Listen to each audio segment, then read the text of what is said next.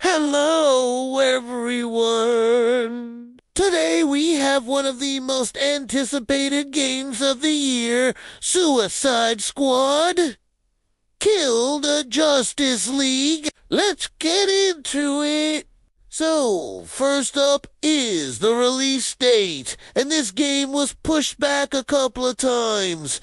And now it is coming out on May 26, 2023 for PC, PS5, and Xbox Series X, so not too far away. And for those who pre-ordered the game, you will have access to the early access on May 22nd, 2023, so that's a few days earlier. Next up is the gameplay, and this is an action role-playing third-person shooter game. Now the player can choose from 4 characters at the beginning of the game, and these are Harley Quinn, Deadshot, Captain Boomerang, and King Shark, and each character has their own unique weapons and fighting style.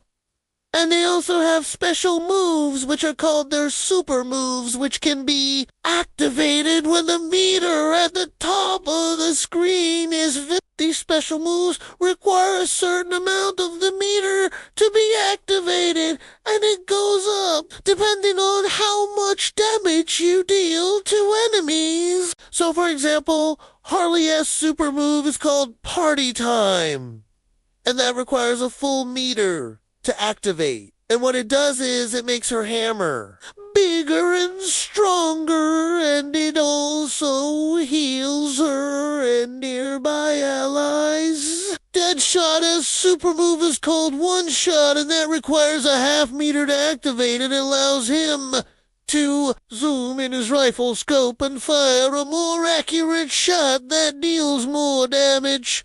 Captain Boomerang's super move is called Bouncing Back, and that requires a half a meter to activate, and it allows him to throw his boomerangs faster, and they also stun enemies. And then there's King Shark's super move called Ferocious Attack, and that requires a full meter to activate, and it makes him go into a rage mode and increases his attack damage, and also gives him a shield that reduces incoming damage. Now, in addition to these super moves, each character also has a unique gadget or tool that they can use. For example, Harley has her trusty mallet, Deadshot has his sniper rifle, Captain Boomerang has his boomerangs, and King Shark has his powerful jaws. Now, the game is set in the DC universe, specifically in Metropolis,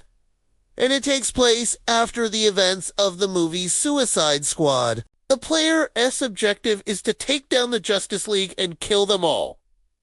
And the reason why they want to do that is because the Justice League has been brainwashed by Darkseid and his army of parademen, and they have become a threat to humanity. Now, the game also features a variety of different enemies, including the henchmen of Darkseid, and also some of the members of the Justice League who have been corrupted by Darkseid. The player must use all of their skills and gadgets to defeat these enemies and complete their mission. Now, the graphics in this game are really impressive, and they are similar to the graphics in the latest God of War game. The game is set in a post-apocalyptic version of Metropolis, and the city is full of debris and destruction. The player can also fly around the city and take in the sights. Now, the combat in this game is also very intense,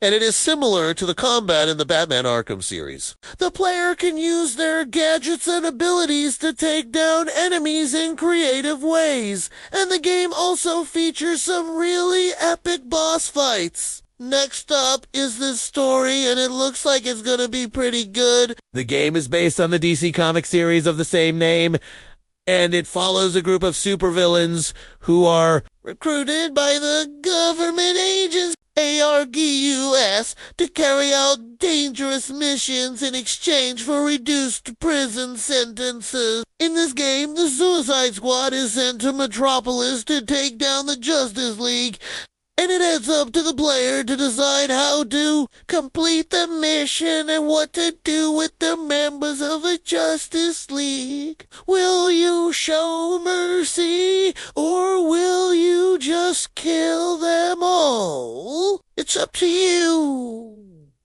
Now, the next thing I want to talk about is the levels. So the game features 5 levels. Each level is set in a different part of Metropolis. The first level is called Downtown Destruction, and it takes place in the heart of Metropolis. The second level is called the High-Rise Hijack, and it takes place in the skyscrapers of Metropolis. The third level is called the Under the Sea Escape, and it takes place in the underwater base of Atlantis. The fourth level is called the Sky High Showdown, and it takes place in the skies above Metropolis. And the fifth and final level is called the Fortress of Doom, and it takes place in the Fortress of Darkside. Each level is filled with action, and the player will have to use all of their skills and gadgets to complete each one. The next thing I want to talk about is the multiplayer. So the game can be played solo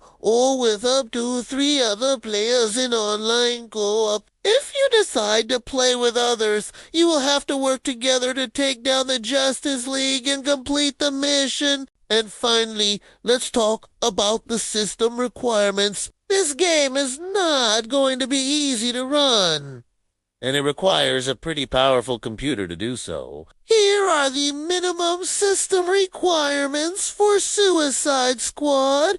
Kill the Justice League on PC.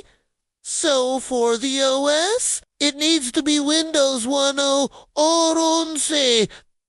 Then for the processor, it needs to be an Intel Core i7 4790 or an AMD Ryzen 5 1600. For the RAM, it needs to be 16 gigabytes of RAM.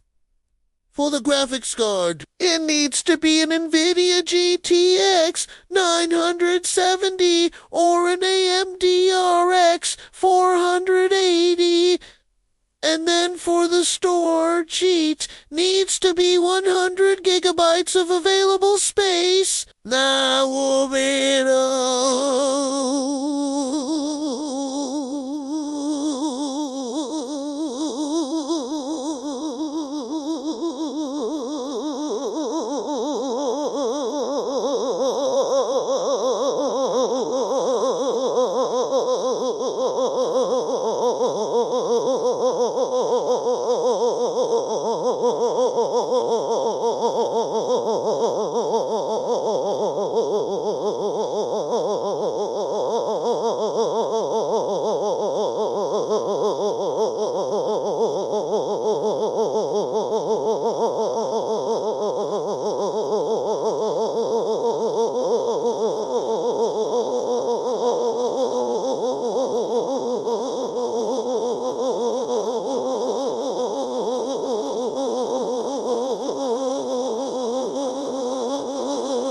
Suicide Squad, kill the Justice League.